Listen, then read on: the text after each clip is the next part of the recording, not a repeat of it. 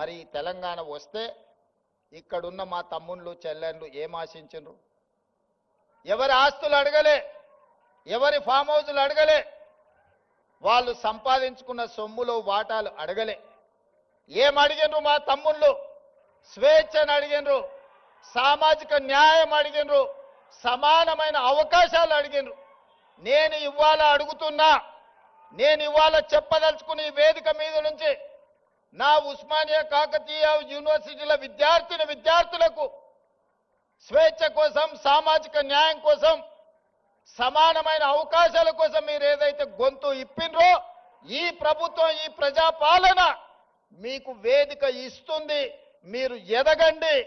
మీరు డాక్టర్లు గాండి, లాయర్లు గాండి, ఇంజనీర్లు గాండి, ఐఏఎస్లు గాండి, ఐపీఎస్లు గాండి, గొప్ప మేధావులు గాండి, ప్రపంచానికే దిక్సూచిగా మారే గొప్ప వ్యక్తులుగా మీరు రాణించాలి. మరి ఇదంతా జరగాలి అనంటే పునాదులు బలంగా ఉండాలి. 108 సంవత్సరాల చరిత్ర కలిగిన ఈ ఉస్మానియా యూనివర్సిటీని కాలగర్భంలో కలపడానికి కొంతమంది కుట్రలు చేశారు. ఆ కుట్రలను ఛేదించి మీరు ప్రజాపాలనను తెచ్చుకున్నారు. ఎవరి గురించి రాజకీయ విమర్శలు నేను చేయదలుచుకోలేదు.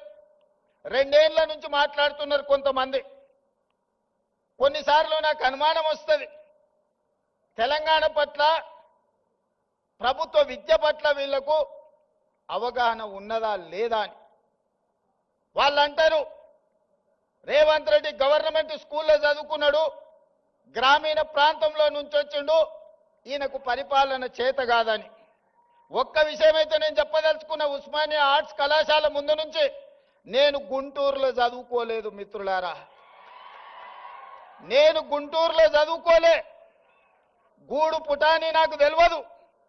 నల్లమల్ల అడవుల్లో నుంచి వచ్చిన క్రూర మృగాలను చూసినను, సాధు జంతువులను చూసినను, పేదవాడి సమస్యలను చూసినను.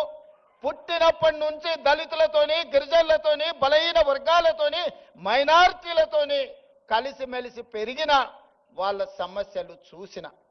నాకు కొత్తగా అక్కర్లేదు.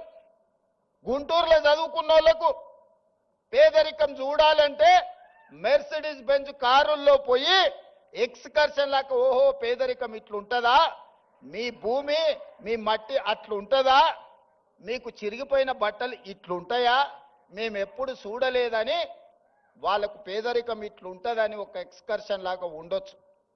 ఒకప్పుడు బ్రిటన్ ప్రైమ్ మినిస్టర్ని, ఇతర ప్రైమ్ మినిస్టర్లను ఈ రాష్ట్రానికి తెచ్చినప్పుడు మా పాలమూరు పేదరికాన్ని చూపించడానికి వాళ్ళని అక్కడికి తీసుకొచ్చేటోళ్ళు. ప్రదర్శనలో మా పేదరికాన్ని వాళ్ళ ముందల పెట్టేటోళ్ళు. చూడు మేము ఎంత వెనుకబడి ఉన్నామో, మేము ఎట్లా అడుక్కొని తింటున్నామో, ఎట్లా వలసలు పోతున్నామో, మా మీద జాలి పడండి అని. ఆనాటి పాలకుల ఆలోచన అది. ఇతర దేశాలకు వెళ్ళి వచ్చినామని చెప్పుకునే వాళ్ళు, మేము గుంటూరులో చదువుకున్నాం, మేము పూనాలో చదువుకున్నాం, మేము అమెరికాలో చదువుకున్నామని ఉపన్యాసాలు ఇవ్వడం ద్వారా సమాజానికి ఏం చెప్పదలుచుకున్నారో నాకు తెలియదు. కానీ నేను స్పష్టంగా గ్రామీణ ప్రాంతంలో వ్యవసాయ కుటుంబం నుంచి వచ్చిన నేను ప్రభుత్వ పాఠశాలలో నేను చదువుకున్నా, ప్రభుత్వ కళాశాలలో నేను చదువుకున్నా. నాకు భాష గొప్పగా రాకపోవచ్చు, కానీ ప్రజల యొక్క మనసును తెలుసుకునే విద్య నాకు వచ్చు. పేదవాడు ఏం అడుగుతాడు, ఏం ఆలోచన చేస్తాడు, పేదవాడు ప్రభుత్వం నుంచి ఏం ఆశిస్తాడు, ఒక చదువుకునే పిల్లవాడికి ఏమి కావాలి, ఆ పిల్లవాడు చదువుకుంటే ఈ సమాజానికి ఏ రకంగా ప్రయోజనం ఉంటదనేది నాకు తెలుసు. Subscribe us and press the bell icon for more interesting updates.